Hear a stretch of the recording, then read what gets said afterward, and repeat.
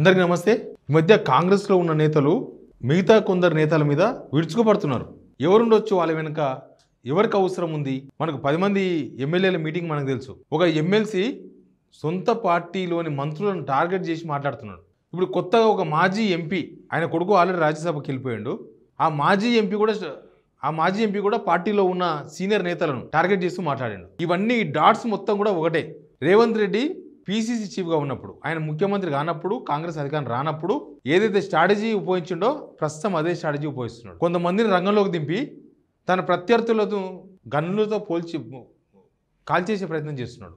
బుల్లెట్లు పేలుస్తున్నాడు వాళ్ళ మీద. ఇప్పుడు ముఖ్యమంత్రి సొంతంగా వెలిసలేడు. సరే, ఇదంతా ఈ కన్ఫ్యూజన్ అవసరం లేదు. ఈ మధ్య కాలంలో రేవంత్ రెడ్డి తన ప్రత్యర్థులను, సొంత పార్టీల ప్రత్యర్థులు, ఆయనకి ఇప్పుడు అర్థమైంది ఏంటంటే పక్క పార్టీల్లో, ఆ పార్టీల్లో, ఈ పార్టీలో ప్రత్యర్థులు కాదు, సొంత పార్టీ ప్రత్యర్థులను వాళ్ళను టార్గెట్ చేస్తున్నాడు. వాళ్ళని లైనప్ చేసుకొని వాళ్ళను మళ్ళీ గీత దాడకుండా ఉంచేందుకు కావాల్సిన మీటింగులు, అస్త్రాలు మొత్తం కూడా సిద్ధం చేసిండు. అందులో భాగమే ఇవన్నీ వీళ్ళందరూ మాట్లాడేది. మాజీ ఎంపీ అంజన్ కుమార్ యాదవ్ మాట్లాడిన తర్వాత క్లారిటీ వచ్చింది దీనికి. ఈ వీడియో చూస్తున్న వాళ్ళందరికీ, మీకు అందరికీ కృతజ్ఞతలు. మీరు ఇక్కడ దాకా తీసుకొచ్చిన సిగ్నల్ టీవీని, ఈ వీడియో చూస్తున్న వాళ్ళు సబ్స్క్రైబ్ చేసుకోలేని వాళ్ళు, చేసుకుని వాళ్ళు సబ్స్క్రైబ్ చేసుకోండి. తర్వాత ఈ వీడియోని షేర్ కూడా చేయండి. కాంగ్రెస్లో ఇంటర్నల్ పాలిటిక్స్ ఏం జరుగుతుందో ఈ వీడియో ద్వారా మీకు చెప్పబోతున్నా. ఇక మనకు తెలుసు, రేవంత్ రెడ్డి అందరూ పార్టీలో చాలామంది సీనియర్లు ఉన్నా, ముఖ్యమంత్రి అవుతామని ఆశించిన బట్టి విక్రమార్క లాంటి వాళ్ళు రాష్ట్రమంతా, అసలు నేను రాష్ట్రమంతా పాదయాత్ర చేసింది, అయితే గీతే నేను ముఖ్యమంత్రి కావాలి, వీళ్ళందరూ ఎవరు, అసలు రేవంత్ రెడ్డి ఎవరు, ఉత్తమ్ కుమార్ ఎవరు అనుకుంటున్నా ఢిల్లీ హైకమాండ్ లైనప్ చేసుకొని ముఖ్యమంత్రి అయిన రేవంత్ రెడ్డి అక్కడ దాకా అయితే అయ్యిండు. అంతకుముందు ఏం జరిగిందో కూడా మీకు తెలుసు పరిణామాలు. అంతకుముందు పీసీసీ చీఫ్గా ఉన్నప్పుడు ఈయనను యాక్సెప్ట్ చేయలేదు, పీసీసీ చీఫ్గానే యాక్సెప్ట్ చేయలేదు, ఎవ్వరు సహకరించలేదంటే ఈయన వ్యవహార శైలి అట్లే ఉంటుంది, రేవంత్ రెడ్డి వ్యవహార శైలి కూడా అట్లే ఉంటుంది. వీళ్ళకి నచ్చలేదు. ఒక కాంగ్రెస్ అంతర్గత ప్రజాస్వామ్యం ఎక్కువగా ఉండే కాంగ్రెస్లో రేవంత్ రెడ్డి లాంటి నేత, అసలు ప్రజాస్వామ్యానికి సంబంధం లేని ఒక నేత, అది కూడా ప్రజాస్వామ్యం, కాంగ్రెస్లో ఉండే ఇంటర్నల్ ప్రజాస్వామ్యానికి విరుద్ధంగా కాంగ్రెస్ పార్టీకి సంబంధం లేని వ్యక్తి పీసీ చీఫ్ కావడాన్ని వాళ్ళు జీర్ణించుకోలేదు. అదంతా ఫైటింగ్ మనకు తెలుసు.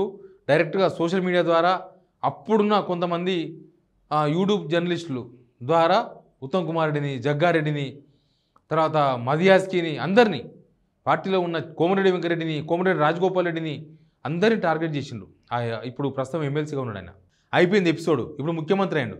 ముఖ్యమంత్రి అయిన తర్వాత ఆయన సీటు కాపాడుకోనికే, రేవంత్ రెడ్డి సీటు కాపాడుకోవడానికి ఏమేమి జరగాలనో, ఏమేమి చేయాలనో అవన్నీ చేస్తున్నారు. అసలు ఆయన సీటుకు వచ్చిన ప్రమాదం ఏముంది? రేవంత్ రెడ్డి సీటుని ఇప్పుడు ఎవరు గుంజుకుంటున్నారు అంటే, ఎవరు గుంజుకుంటున్నారో ముఖ్యమంత్రే చెప్పాలి. రాహుల్ గాంధీని కలిసి వచ్చినా అని చెప్పింది కదా, రాహుల్ గాంధీని కలిసి వచ్చినా నేను అని చెప్పిన తర్వాత ఢిల్లీలో ఆయన చేసిన ఒక కామెంటు అందరికీ తెలుసు. నా పక్కన కూర్చొని అభివృద్ధి ఎట్లా చేద్దాం అని మాట్లాడగలిగే మంత్రులు ఎవరు లేరు, ఆ ఇంట్రెస్ట్ ఎవరికి లేదు. ఎంతసేపటికి నా సీటు గుంజుదాం, నేను లేచిపోతే ఆ సీట్లో కూర్చుందాం అని మాత్రమే ప్రయత్నం చేస్తున్నాను మాట. అది చాలా పెద్ద కామెంట్. అది ఎవరో ఆరోపణ చేస్తే దానికి వాల్యూ లేదు. కానీ ఏకంగా సీట్లో కూర్చున్నాయని నా సీటు గుంజుకునే ప్రయత్నం చేస్తున్నాడు అంటే ఖచ్చితంగా దాని వెనుక మసాలా ఉంది. దాని నుంచి బయటపడేందుకు, సీటును కాపాడుకోవడానికి చేయాల్సిన ప్రోగ్రామ్స్ ఒక్కొక్కటి చేస్తున్నారు. ఫస్ట్ 10 మంది ఎమ్మెల్యేలతో మీటింగ్ పెట్టించారు.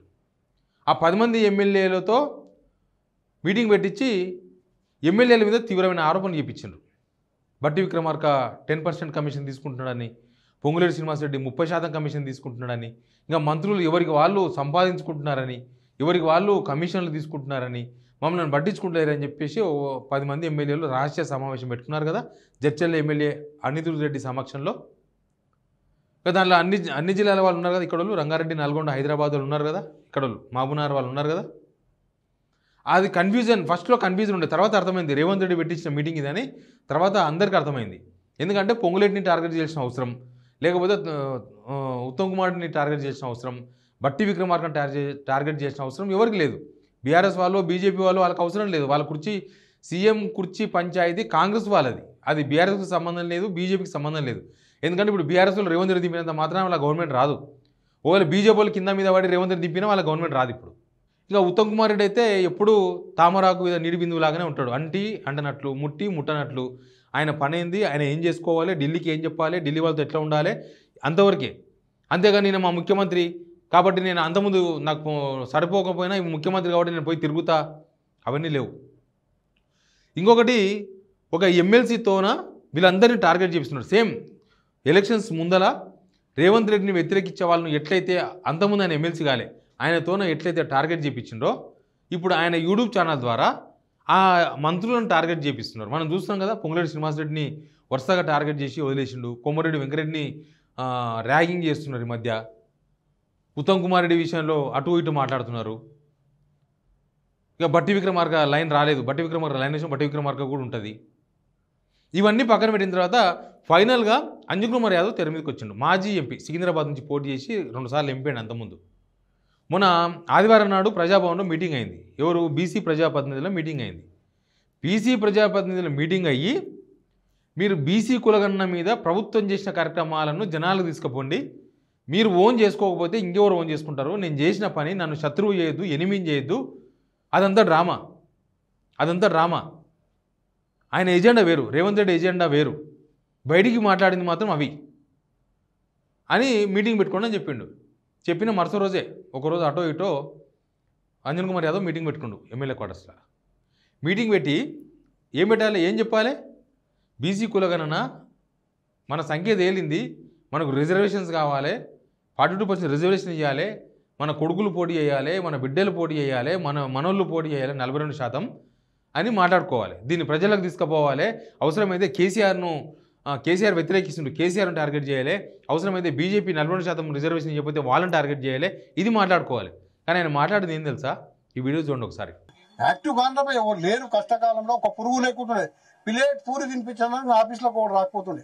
అట్లా సేవ చేసుకుంటూ వచ్చి ఈయన ముఖ్యమంత్రిని కాపాడింది మేమే.